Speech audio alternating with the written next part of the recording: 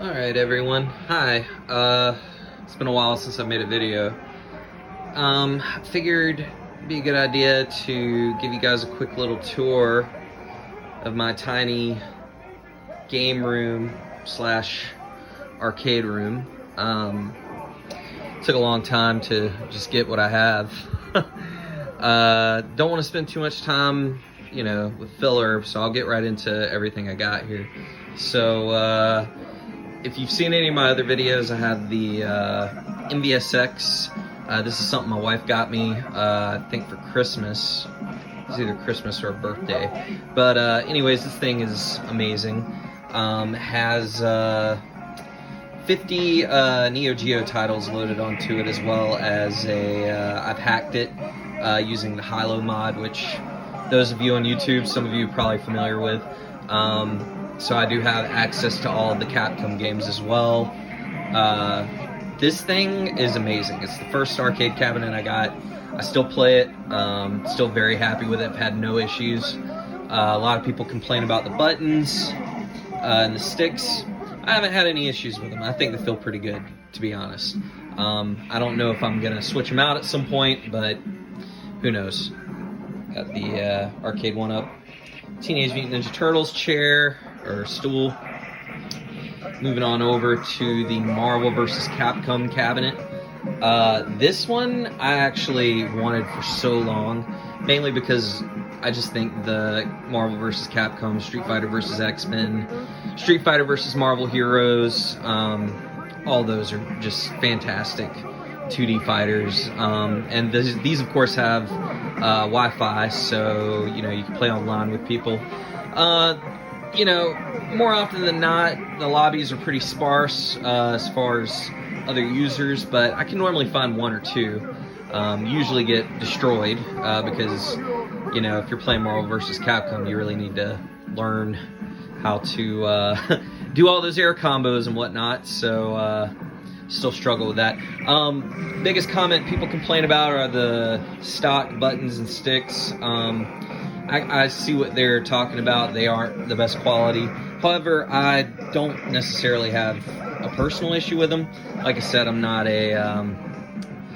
like a professional tournament fighter, so this does the job for me for as much as I play, and I can pull off the moves I want to pull off. So obviously I would like them to be a little more comfortable, but all in all, something that could be modded if I needed it to. Got a stool also for that one that came with it. So then over here I got the Capcom Big Blue Arcade1up. This one is pretty fun. I believe it comes with 12 titles, including 3 of the Darkstalkers games, which is the main reason I wanted the cabinet. I think Darkstalkers is one of the most overlooked fighting game franchises. Luckily we actually just got that Capcom Fighting Collection that came out on PS4 and Switch and Xbox, and I think that one includes 5 titles, including 2 that were unreleased in Japan. Only in Japan, so it's good that we finally have access to those. All in all, this is a great cabinet. Again, only issue I have is with the stick and buttons. About the same as the Marvel vs. Capcom. Not bad though. I mean, as far as like I said, I can still pull off what I need to pull off. One thing I'd like to know, if any of you know, if you've ever heard of this, is there such thing as like a break-in period for controls? Because I noticed when I first played with these buttons that they were noticeably bad, but then the more I played, the more they seem to respond, and before you know it, I'm able to actually do everything I need to with them. So I don't know, is that's like a legitimate thing, like a break-in period for a control deck for an arcade cabinet? I don't know. Anyways, moving on. So I just got this, both of these actually, in the last week or so. This is the Marvel and Williams Attack from Mars Arcade1up pinball machines. So I gotta say, I am thoroughly pleased with these products. The Attack from Mars in particular, my wife loves this one, mainly the Hurricane game, which we both love that one, but that's the one we seem to always gravitate toward. Actually, I kind of had a heck of a day the other day trying to update this thing with the official Arcade1up firmware update they did for this, because previously the table Whitewater was basically unplayable due to a lag, and it just didn't play very well at all. It was noticeably bad. And then, you know, it took a long time because I had some PC issues, but I was able to get it working properly, and get the firmware update patched in there, and now it's a playable table. So it's excellent. I have no complaints with this now. The only issue that people seem to really bring up is the screen being, I believe the PCB inside puts out the game at about 720p rather than 1080, which the screens themselves actually can put out 1080, but it's just the PCB won't allow the game to come out in 1080, I think due to hardware limitations. However, I don't really mind that, because I have these games all on my PS4 anyways, and yeah, of course, you know, playing them on a 4K TV, they look much more detailed, and you know, they do look better. However, you know, I like the idea of being able to play them, you know, with flippers, which you know, these buttons come with haptic feedback, you know, and they have solenoids built in for the bumpers, as well as the flippers themselves. Sound really good. I still got to get used to it, because it does feel different, obviously, from playing it on a PlayStation. To me, it feels way more realistic. The Williams table is great. It is all the boards are pretty difficult. I mean, some are more fun than others, but they're all pretty difficult. Whereas the Marvel tables, because these are not based off of real life pinball machines, they tend to be a little bit easier, and they're a lot more involved as far as there's missions. Some tables have several missions that you have to complete in order to access the wizard mode. So pretty exciting. I like I said, I have no complaints. My actual last piece will be to get the Star Wars Arcade1up.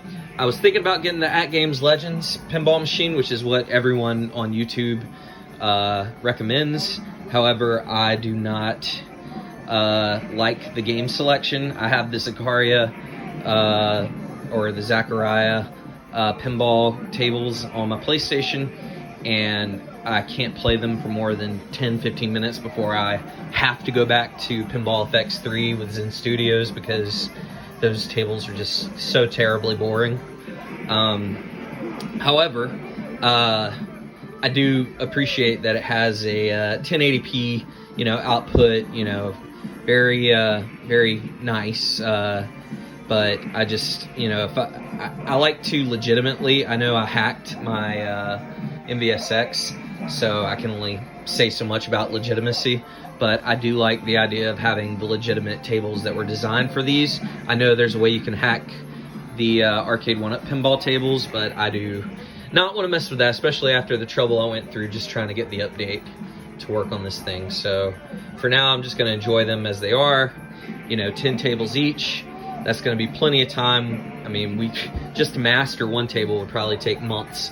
So I think I got enough to do here. Anyways, like the artwork, like the light up marquee, light up back splash there. Very impressive. The DMD dot matrix display is extremely fun. Sound is great. I have them turned down right now because my son's taking a nap. So excellent new toy that we got, and I really love it. So moving on over to the Iircade. So I got this thing several months ago. So far, I'm really impressed with it. Has the build quality is noticeably better than anything else I have in here. with the exception of the pinball tables. The pinball tables, I think, are an excellent build quality too, but this thing is solid. It looks great. The artwork is great. I bought a ton of games for this thing. If you go into it, I just have all these different games. A lot of them are classics. A lot of them are actually newer games that you can actually play on your, you know, on your PS4 or Switch. But you know, I gotta say, like for instance, I bought this game, Round Guard. First, I was like, it's probably not gonna be that great. But then I started playing it, and I instantly became addicted to it. And then I noticed, oh crap, this is available on the Switch as well. So, you know, and I actually purchased it on the Switch because I wanted to, you know, play it more while I'm sitting downstairs. And I noticed that playing it on this cabinet, I actually like way better than playing it on the couch with a, you know, Pro controller. So there is a benefit to, you know, having these games on an arcade cabinet. There is a different experience and feel to it. As you can see, it just went to the attract mode, but the speakers on this thing are insane. I usually keep it at like 30% because it's probably below that right now because I don't want to wake up the kid. But I mean, this thing, I wouldn't dare bring it up past like 60 because it would just, I don't even know if it would be fun at that point. It'd be so loud. Excuse me. Anyways, this machine is amazing. Like I said, tons of great games. They actually just implemented, I believe, an alpha sort of package of online play for several different games. You can actually check in the settings if there are any new games or if there were any updates to your games that you have to see if there's any online compatibility, which is pretty awesome that they're staying on top of that. Games for these are relatively cheap. They range from anywhere between like $4 or $5 to, you know, the higher end would be like 20, 30, but there's only a few games that are really that expensive. Your average is probably about $7.99 to $9.99 for what games, you know, you can purchase. Like I said, a lot of those are classics. You know, even games that are available on other arcade cabinets like Dragon's Lair 1, 2, and Space Ace, and, you know, some several other ones, like I think the Double Dragon and 1, 2, and 3 are on here with the online play, mind you, for I think one of them. So pretty impressive. Hope they keep putting more games out for this, because I'm trying to stay on top of that. But really happy with this product. All right, so this puppy right here is actually my new 32-inch CRT television. I got this off of Facebook Marketplace, I think a few weeks ago. There was, from what I understand, an elderly gentleman passed away, and they were basically cleaning out his estate, and I believe they were taking the proceeds from any products bought from his estate to either go with the family or help with his, you know, his, I guess his passing, and whether that be funeral costs or anything else. But anyways, got this thing for $40. So the hardest thing about this thing was getting it up the stairs. I think my wife wanted to kill me trying to get this up here. But as you can see right now, I have it playing Rocket Knight Adventures, which is my personal favorite Sega Genesis game. Down here I have a Sega Genesis, a Super Nintendo, NES Mini, or Classic Edition. I got my Xbox, but I use the upper TV obviously for HDMI, trying to use the CRT for things like my N64, PS2. The Genesis currently has an EverDrive in it, Mega EverDrive Pro, so I actually have a vast amount of the Sega Genesis library, as well as Sega CD games that you can play on it without actually needing to have the Sega CD add-on, which I think is crazy. It's kind of trippy when you think about it, but technology, I guess. Super Nintendo, I also got an FX Pack Pro, which I guess is the SD2 SNES variant, the new version of what it's called. That thing works great. You know, I had to figure out a few things. One thing I still haven't figured out is how to work save states on it. Apparently there's a way, I just don't know it yet. But very happy with that. It plays, I think, like 99.1 or 3% of the entire SNES library, so can't really complain about that. Down below I have my PS4 Pro with the PSVR next to it, as well as my Wii and Wii U. The Wii is also a GameCube backwards compatible Wii. And then I also have my PS3 down there. On top of that, you can't really see it, I don't think. Maybe you can.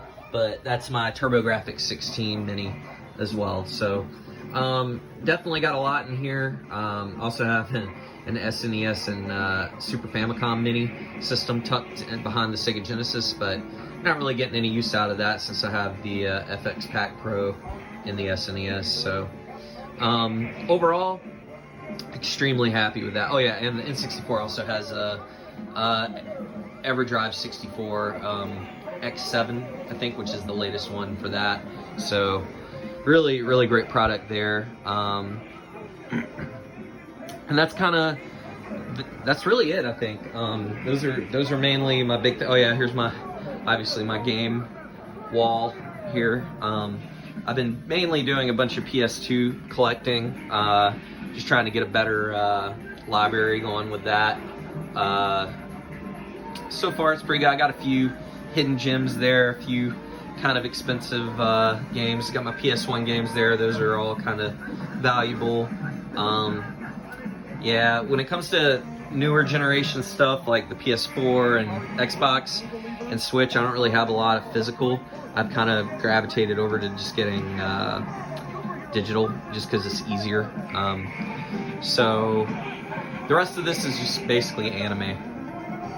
I have a huge digital collection, but then also have a pretty healthy sized physical collection of that too. So a lot of stuff there. Oh, up here I have the this is my One Piece collection. Basically the entire series up to what they've released in America. So and then I got my Fairy Tail collection, Hunter x Hunter. I have the whole Naruto Shippuden and the original Naruto collection on DVD. I got the Bleach collection up to After Aizen. Don't really care what happened after Aizen. And then Dragon Ball, Dragon Ball Z, and Dragon Ball Super. Also Dragon Ball Z Kai. Got all of that. And then the Pokemon collection up to the point that it's at now. I don't really watch this, but I like to have it in case I ever feel like I want to be nostalgic. And then I'm sure my son at some point will probably be a Pokemon fan, so it'll be nice that he can watch those, you know, freely. I have up here 2 Neo Geo minis, a Japanese and an international mini, as well as Sega Astro City mini. These are just neat. I got them sort of just novelties. However, they do work. These play, I think, about 40 different Neo Geo games, and this has, I think, about 30 or so old Sega classic arcade games. The one I really care about is the Golden Axe Revenge of Death Adder, which is very hard to find officially, unless you buy like the Arcade1up, which I'm not buying it just for one game. Also have a few Saturn games, Japanese, of course, because I'm not about to start buying American Saturn games, and you know, for $200-300 a pop. So anyways, that's about it. Oh yeah, my blue shell. I don't know why I got that, but I'm glad I got it. All right, anyways, guys, sorry if it went on too long. I just want to kind of go over my tiny little, you know, Joyland over here. Yeah, like I said, the only thing I'm gonna probably add soon is the Star Wars pinball, which, so the intent is to take this guy and put it over there, kind of in front of Garfield. I'll move all that stuff out of the way and have that there, and then I'll slide the Star Wars next to Attack from Mars and the Marvel vs. Capcom cabinet. So anyways, if you guys have any questions, you know, or whatever, just leave it in the comments, and might make another one of these down the road. Thanks.